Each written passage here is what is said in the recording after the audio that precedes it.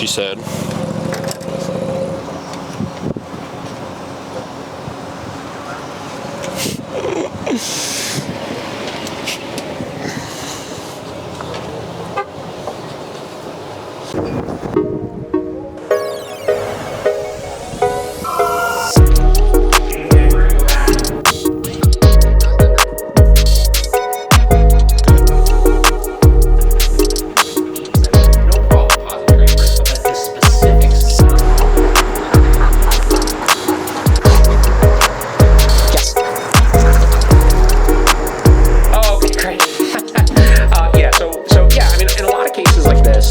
Dealing with a young dog, right, that's in kind of like a hectic environment, you know, obviously training will help with this, right? Training will help to build his confidence with things and be able to build his tolerance to things and stuff like that. But a lot of the training is really helping you understand what he's going to need from you in order to feel a little bit more safe, right? And I don't think anything's, like you were saying, like, you know, nothing happened to him, nothing's wrong with him or anything like that. It's just normal, like they're going through maturity, you know, at that age typically, and we'll start to notice if they are a little skittish of things, that they kind of start acting on that a little bit more with some of the more vocalization and the barking and things like that, right? So a little bit of the snipping here and there with the collaring and stuff. Was that like right when you got him home, or was that like recent? It was definitely within the first couple of days. Okay. Yeah, nothing recently. Nothing recently? No. And you've been putting the collar on and off and stuff, and he's been cool with it? You've been doing most of the collar, I think, okay. On and off, but I mean, we put his leash on before we left and it was fine. Yeah. Okay. And in the situation when you said when you leashed him and when you put the collar on him, were they situations where like he was somewhere and you went over to go do it? It was that, and also her parents were over helping stuff at the house, and he loves them. Sure. So like he didn't want to like similar situation. leave, I understand. Like I was taking him out of the situation. Yes. Okay, that makes a lot more sense. In the situation with the parents, when he was over with them, did he have the e-collar on in that scenario or no? At that point, no. Okay. He was like laying all day. Sure. So he like, because we've been taking it off like if we're just working. Yeah. He just lays for like hours. Sure, that's fine. It's pretty big, so. But that was the only case where like he didn't have it on. That makes a lot more sense to me. So, yeah. I mean, you guys just working from home and stuff like that, like if he doesn't have it on, I don't care, as long as you're not having issues throughout the day, obviously. Yeah. The one hard and fast rule that I follow with my dogs, though, is anybody else coming to the house, I always put it on. So, you know, if, you know, I know you said they came over, obviously, because that would have been a situation, especially fresh off being back, I would have wanted to work that command in that situation or something, you know, to make sure that, again, somebody else that he's really attached to, that we could still get him to disengage, like we saw with the issue, obviously, when you did the send home lesson, right? Yeah. So, that's how I would have just handled that moving forward. And then try to really get into a habit of, with him, whether collar's on, whether collar's not on, this, that, try to avoid, not that we shouldn't be able to do it, but try to avoid the situations of like going into his space to do those types of things. Because that's like number one issue that dogs typically will have, you know, is like when you're kind of invading their space to do those things. And again, we want to be able to do those things, obviously, and you will be able to do those things. But a lot of times the process of building the dog's tolerance to some of that kind of stuff is reducing conflict over those situations just overall, you know, and by working a come command or even like an informal come command of just kind of encouraging them over, getting him into your space, then doing it, kind of like switches their state of mind a little bit, puts them into a little bit more compliant of a state of mind, and then that will start to just impact the whole leashing process and collaring process in his head, just period, you know what I mean? So that in situations where you do go up to him to go do it, you know, if there's no association he has of like this is this big conflicting event, he's going to be a lot calmer in those scenarios then. Sure. So, okay, cool. As far as commands and stuff, have you noticed that any of them is like his least good one? Perfect. Cool. And then you're just going to maintain that down as she comes by with her dogs. If he gets up, just be ready to give a correction, obviously.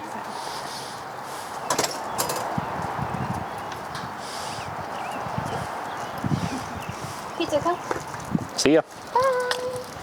Nice. That's pretty good. Stan the man. Good with other dogs and stuff too. Yeah. Which was, That's great. If we see a dog walk like on the other side of the sidewalk, I usually have him do it down and just Yeah, that's usually how I handle it. You know, if I have the ability to, I just give direction through a stationary command like that, let the other distraction go by. That just gives me something really clear and visual to focus on as far as a mistake, right? If he were to get up, it's black and white. He's either in the down or he's not in the down, as opposed to if he's loose, tell him no. Oh, nope. Tap your button. I pressed the wrong button. I pressed the wrong one. You can still tap the right one. Down. There you go.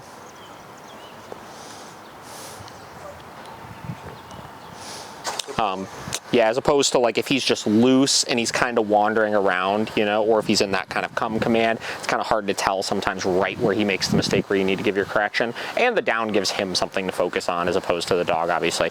Now, as far as correction sequence and stuff, like right there when he made that mistake, obviously your timing on the no is really good. A lot of people do like what you did right there, where they'll either hit the wrong button or they'll not hit the button, and then a couple seconds later, it's like he's starting to fix himself, and it's like, I don't want to still tap the button and this and that. Keep in mind, like we talked about, still got to give that correction after the fact, just to maintain the consistency of that sequence, even if after you say no, he starts putting himself into that position, just for clarity's sake with that. So, okay, cool. Let me grab a long line real quick here, and then we're going to take him over there.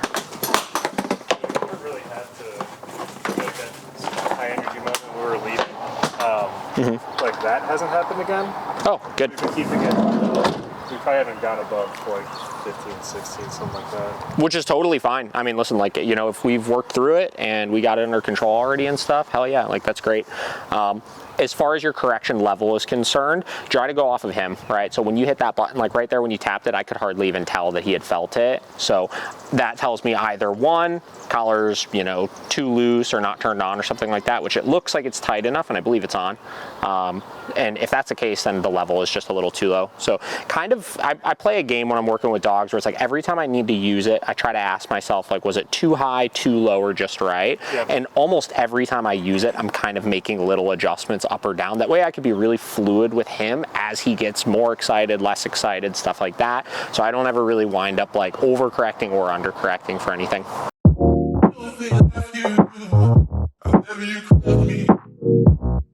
He looks pretty good. I mean, all in all, it seems like he's doing pretty good with everything. You know, I would really like to see two big things out of you guys here.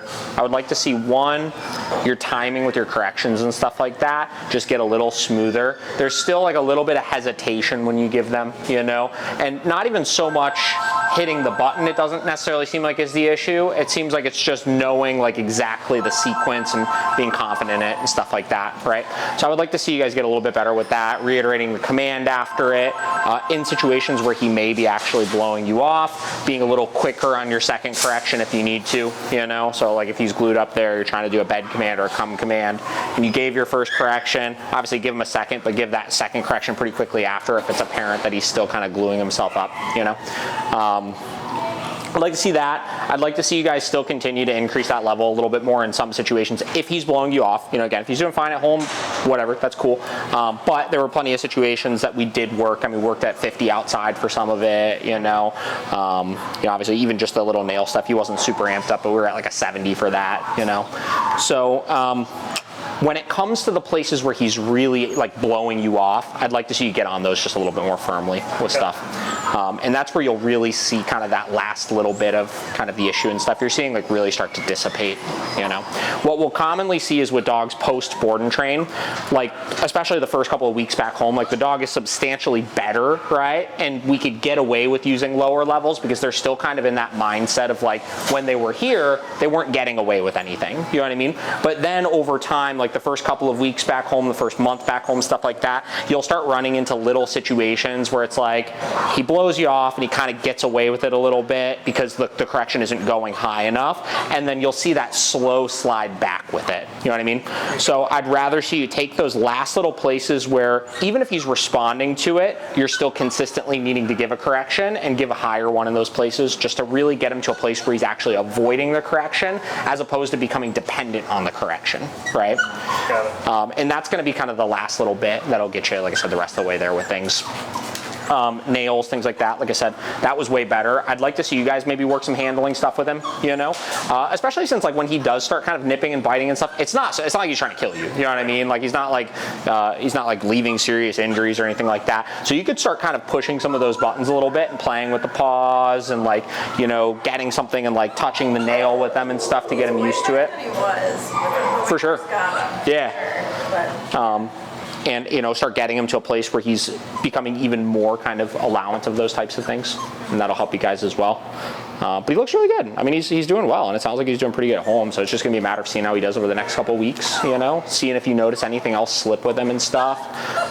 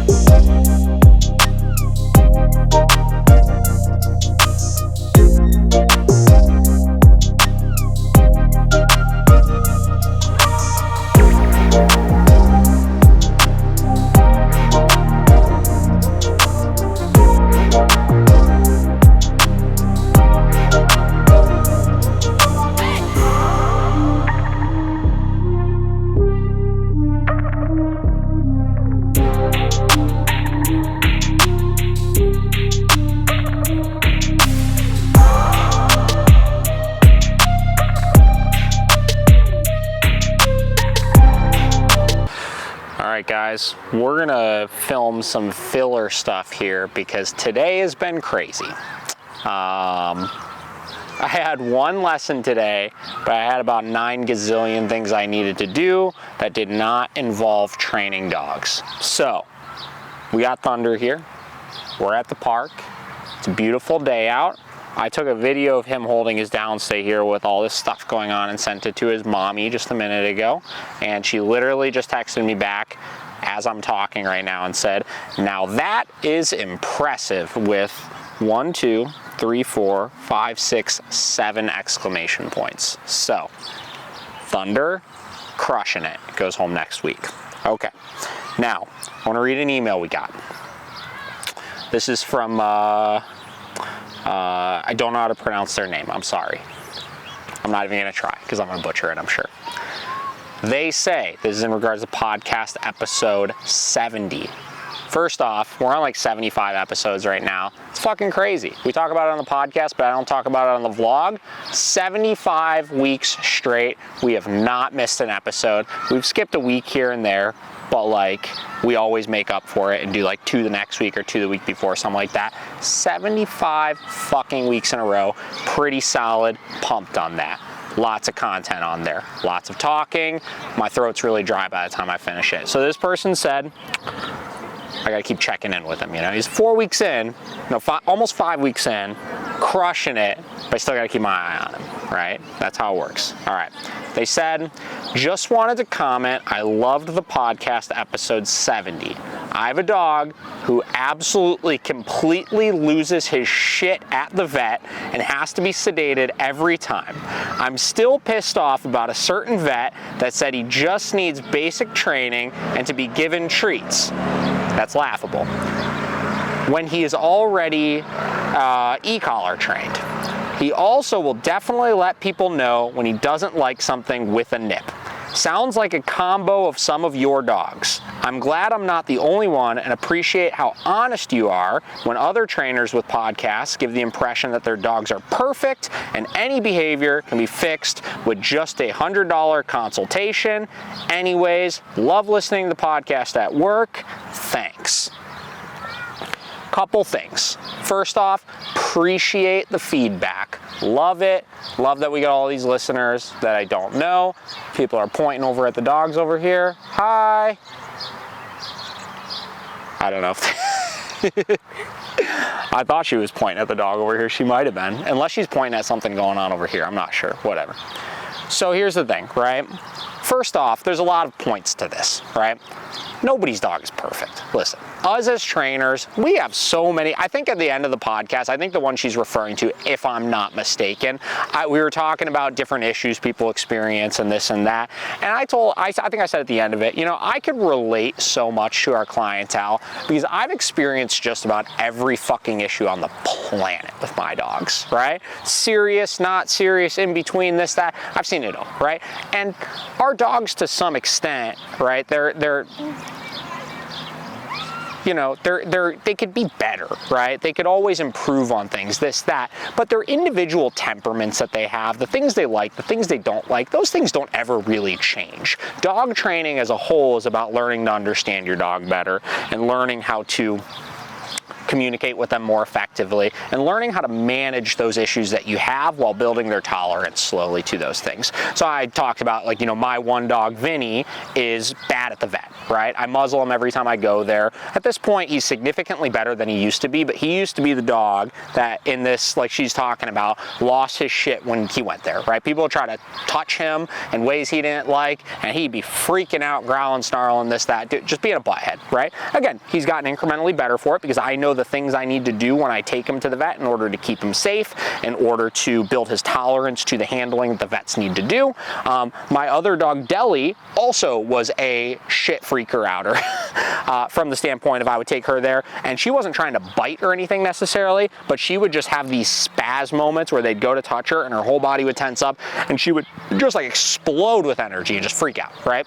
Same deal. We've gotten significantly further past those things, and I believe that this person can get past these issues with their dog as well. But the fact of the matter and the point of all of this is we have to look at those individual issues and we got to learn that, like, again, yes, we could make them better, but like, you're never going to achieve perfection with this kind of stuff, right? And you kind of fight the fights that you really need to fight, right? I go to the vet like once a year with my dogs. They don't go there very often. They get poked and prodded with all these vaccines every time they go there, right? And nothing about that is ever going to be like fun for them, right? Again, continuing to get better, but still have those issues. So I thought that was an interesting email that we got from somebody, obviously. I think it's an important conversation that trainers need to continue having, right? None of this is a perfection game. None of this is like we're creating miracles and fixing all of these things and stuff like that. All we're trying to do is help owners learn how to be better for their dogs, right? And all those issues, you know, are things that you're going to learn how to deal with as you go through the training process, right? Thunder's still crushing it. Been talking now for fucking 10 minutes. Still holding his downstay like a superstar. Got a yoga class going on in the background. Awesome. He's so excited to talk. Okay, so we're gonna go back down to our lower levels because we're gonna do more of that pressure release concept again. Jagger, you're on camera. Look at you, movie star. All right, so I'm gonna give him the verbal cue of come, and then if he needs any help, we're just gonna press and hold, do a little bit of guiding. As soon as he is committed to coming to me, I'm gonna release that pressure. So it doesn't have to be all the way until he completes it, just until he shows me that he's on his way. My expectation for when he gets here is that he stays in my bubble. He doesn't have to sit or down or do anything specific, just stay with me. And that he doesn't leave until I give him his release. Jagger, come.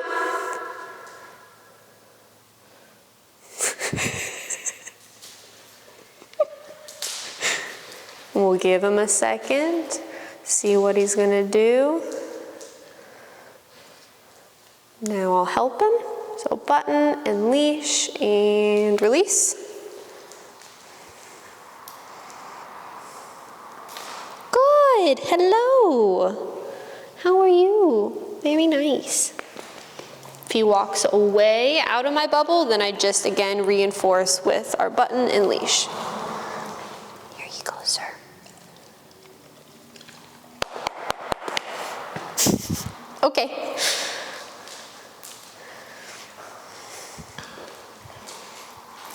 Jagger, come. Good.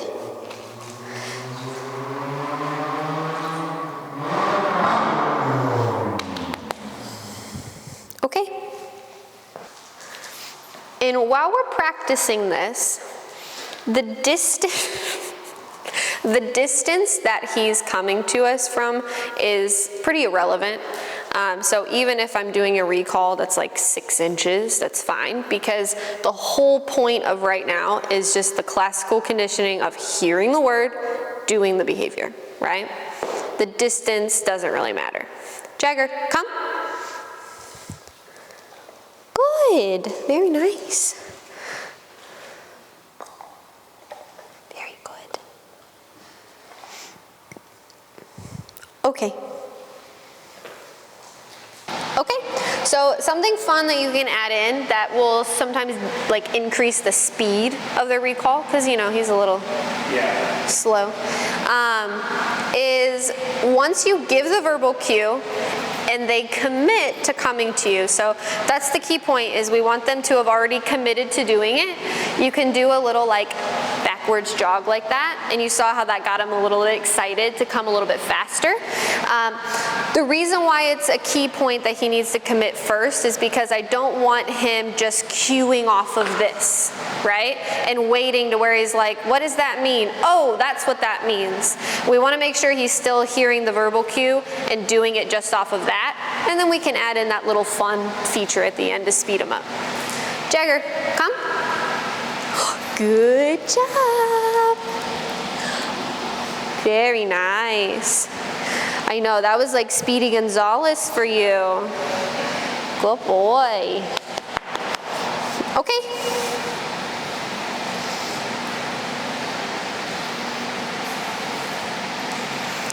Jagger, come.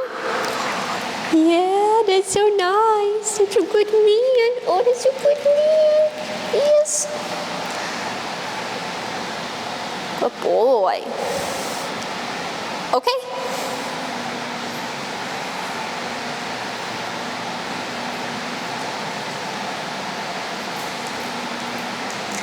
Jagger, come. Good boy, that's a good boy. Yeah, I know. Good. Okay. But like you've seen all the rabbits and squirrels. Yeah. And dogs. Yeah.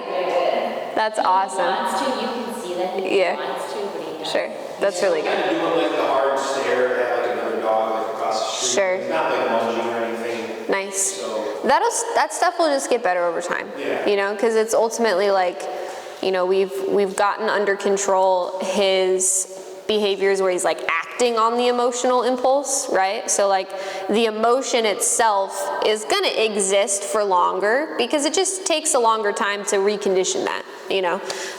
So, you know, his emotional arousal when he would see dogs factored into him wanting to lunge and bark and do all that kind of stuff. Now that we said you can't do that, he's like, okay, but I still care, you know? Today he's like whining because there's a dog across the street. Yeah. He still was walking right next to me. Exactly, and that's what our main ask of him is that we can't change how you feel right now, but we can at least change how you behave in accordance to that, right? So. am I saying it again, like when I correct him to come? Nope, you're just pressing and holding and guiding with that leash.